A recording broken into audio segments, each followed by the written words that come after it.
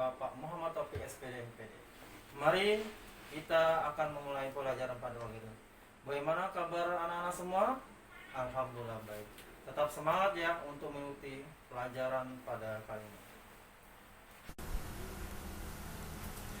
Bismillahirrahmanirrahim. Anak-anak, hari ini kita akan belajar bab 2 Sejarah Indonesia pada kelas 11.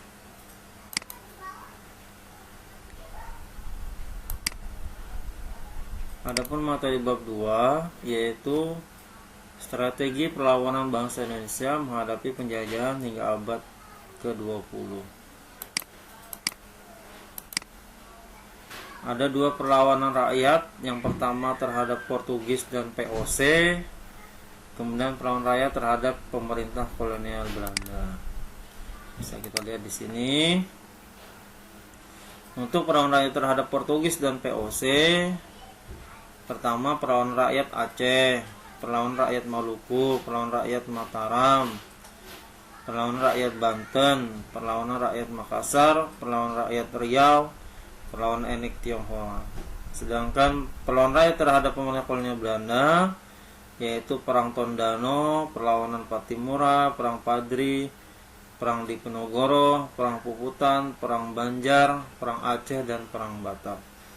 Untuk pada kali ini kita akan membahas tentang perlawanan rakyat terhadap Portugis dan VOC. Ada beberapa perlawanan rakyat, yaitu ada sebanyak 7. Itu yang kita bahas pada pertemuan kali ini. Kita lanjut dari yang pertama dulu, yaitu perlawanan rakyat Aceh. Nah, perlawanan rakyat Aceh ada yang melatar belakangi, yaitu kedudukan Portugis di Malaka mengganggu perkembangan Aceh. Nah, karena Portugis ini salah satunya adalah penjajah yang menduduki Malaka, yang disebabkan karena banyaknya rempah-rempah. Nah, strateginya melengkapi kapal-kapal dagang dengan senjata prajurit dan meriam, mendatangkan bantuan penjahatan pasukan dan ahli perang dari Turki, melakukan kerjasama dengan kerajaan-kerajaan lain seperti Demak dan Kalikut. Aceh beberapa kali melakukan serangan terhadap Portugis di Melaka. Pada tahun 1629 Masehi, pasukan Aceh di bawah Sultan Iskandar Muda melakukan serangan besar-besaran terhadap Portugis. Serangan ini sempat membuat Portugis kewalahan dan harus mengerahkan semua kekuatan menghadapi pasukan Sultan Iskandar Muda. Akan tetapi serangan Aceh ini belum berhasil mengusir Portugis dari Malaka. Ternyata dari beberapa strateginya ini masih kalah dibandingkan dengan kekuatan Portugis. Kita lanjut. Yang kedua, perlawanan rakyat Maluku ya. Apa sebabnya? Yaitu upaya monopoli perdagangan dilakukan Portugis. Portugis mencampuri urusan dalam negeri kerajaan Ternate. Untuk mengatasi perlawanan rakyat Ternate yang dipimpin oleh Sultan Hairun, gubernur Portugis di Maluku, Lopes de Mesquita mengajukan perundingan damai. Akan tetapi dalam perundingan tersebut Portugis membunuh Sultan Hairun. Peristiwa pembunuhan Sultan Hairun semakin menyebabkan kemarahan rakyat Ternate, bahkan seluruh Maluku bersatu melawan Portugis. Ini ada gambar yang museumnya ya, di Benteng Castella, yaitu tentang pembunuhan Sultan Hairun 28 Februari 1570 Masehi. Akhir perlawanan, Sultan Babuloh, putra Sultan Hairun, melanjutkan perlawanan rakyat Ternate terhadap Portugis. Benteng Sao Paulo dikepung selama 5 tahun. Akhirnya pada 1575 Portugis berhasil diusir dari Ternate. Alhamdulillah berhasil perlawanan rakyat Maluku, karena berhasil mengusir dari Ternate Portugisnya.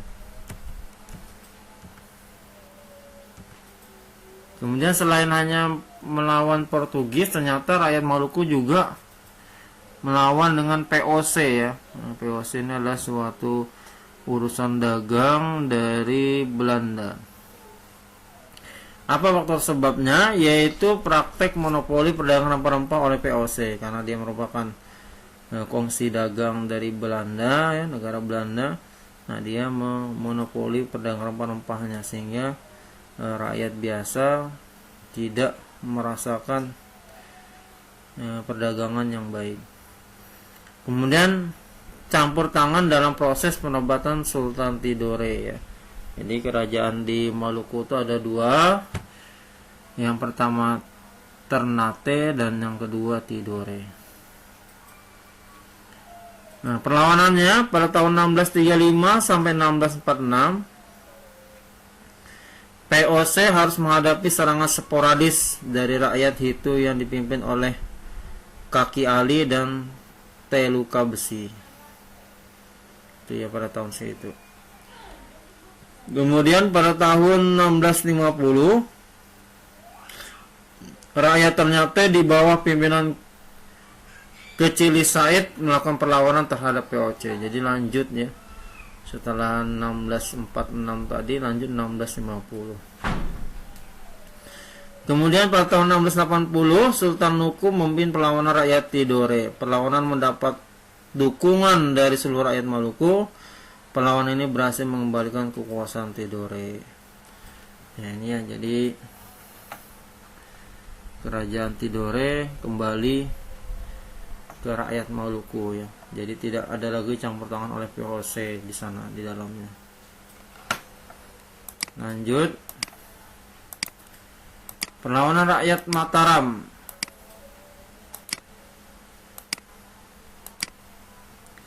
Nah, perlawanan rakyat Mataram dilatar belakangi oleh kedudukan VOC di Batavia yang mengganggu perekonomian Mataram. Pada tahun 1628, serangan dipimpin oleh Tumenggung Bahurekso sebagai panglima perang.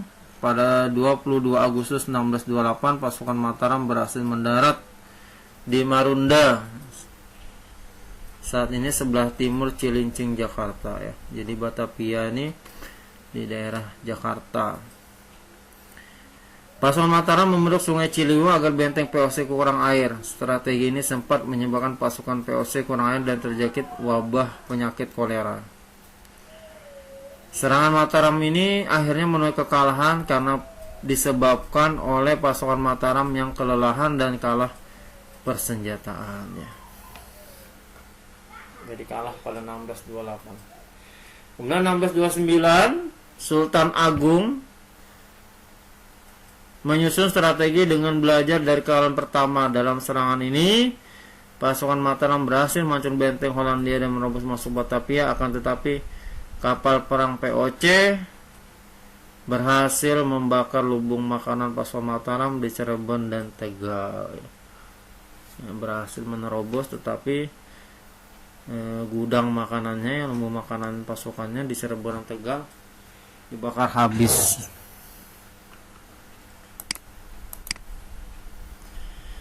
Nah, disebabkan juga gagal karena pasukan Mataram kekurangan bahan makanan dalam pertempuran.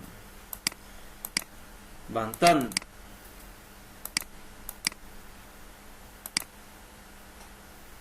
Perlawanan Banten, latar belakang monopoli perdagangan VOC mengganggu aktivitas perdagangan Banten. Ya, pagi-pagi VOC memang mengganggu aktivitas perdagangan rakyat, ya. Karena namanya VOC adalah kongsi dagang Belanda, ya otomatis ingin memonopoli, sehingga perdagangan seperti biasa dimonopoli diubah menjadi harus ke VOC semua. Kemudian jalannya perlawanan rakyat Banten. Untuk menghadapi VOC, Sultan Agung Tirtayasa melakukan pembangunan saluran irigasi dan menjalin hubungan dengan negara-negara lain. Dalam perkembangannya, Banten berhasil mengganggu daerah kekuasaan Belanda hingga tembok kota Batavia, ya Batavia sekarang Jakarta. VOC maksud Sultan Haji dan mengatakan bahwa Pangeran Arya Purbaya yang akan naik tahta menjadi Sultan Banten, menggantikan Sultan Agung Tirtayasa. Sultan Haji kemudian melakukan perjanjian VOC untuk melancarkan niatnya menjadi Sultan Banten. Nah, ini ya. Akhir perlawanan, Sultan Haji dengan bantuan POC berhasil merebut takhta Banten. Pada 1683, Sultan Agung Tirta berhasil ditangkap dan ditawan di Batavia hingga wafat pada 1692. Dalam perkembangannya, Banten hanya menjadi bayang-bayang POC. Ya, karena kerjasama tadi Sultan Haji untuk menjadi Sultan Banten. Nah, tetapi ternyata kenyataannya menjadi bayang-bayang POC aja ya. Lanjut. Perlawanan rakyat Makassar. Perlawanan Makassar, POC berupaya menguasai Makassar untuk menjadikan pusat kegiatannya ya. Jadi hampir seluruh daerah di Indonesia ya dikuasai oleh POC. Perlawanannya serang POC pada Makassar dimulai pada 1634. Rakyat Makassar berhasil mematahkan serangan POC. Kemudian pada tahun 1666 POC mengerahkan armada yang besar untuk melakukan Makassar. Dengan serangan ini POC menjalin kerjasama dengan Aruf Malaka. Dan pada akhirnya pada 1667 Sultan Hasanuddin sebagai pemimpin perlawanan rakyat Makassar dipaksa menandatangani perjanjian Bongaya. Isi perjanjian Bongaya adalah POC mempunyai hak monopoli rempah-rempah di Makassar ya.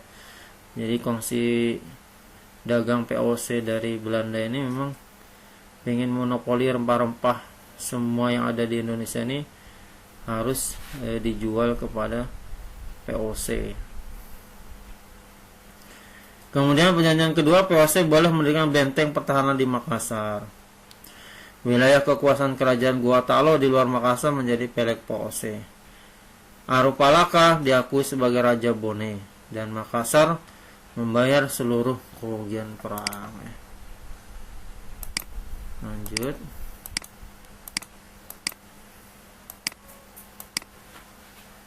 Latar belakang dari perlawanan rakyat Riau. Ya, seperti biasa upaya POC untuk menancapkan hegemoni perdagangan di Riau. Strategi Sultan Siak berpura-pura bernama dengan POC, siasat Hadiah Sultan. Perdamaian antara POC dan Sultan Siak dilakukan di Loji Pulau Guntung. Dalam perundingan itu Sultan Siak dipaksa tunduk kepada POC. Sesuai rencana, Sultan Siak memberi syarat kepada pasukan Siak yang sebenarnya telah melakukan Loji itu. Pasukan Siak segera menyerang pasukan POC di Loji. Pasukan Siak membakar seluruh bangunan Loji. Keberhasilan siasat Hadiah Sultan tersebut belum mampu mengusir POC dari Siak. Bahkan sepeninggal Sultan Abdul Jalil Muzaffar Shah, perlahan kerajaan Siak mengalami kemunduran. Akhirnya pada 1858 Siak tunduk pada POC yang ditandatangani penandatanganan Traktat Siak. Jadi kalah juga nih perlawanan rakyat Riau. Kemudian yang terakhir adalah perlawanan etnik Tionghoa. Yang melatar belakang adalah POC berencana memindahkan etnik Tionghoa di Batavia ke Sri Lanka. Jadi dari Jakarta ke negara luar ya. Peristiwanya pada 9 Oktober 1740, warga Tionghoa Batavia mengungsi menuju ke kota-kota pantai utara Jawa seperti Pati, Rembang, dan Semarang. Para pengungsi membangun kekuatan bersama dengan warga Tionghoa di kota-kota tersebut. Ya, itu dulu untuk penjelasan kali ini. Demikian tadi penjelasan Bapak mengenai materi yang telah disampaikan.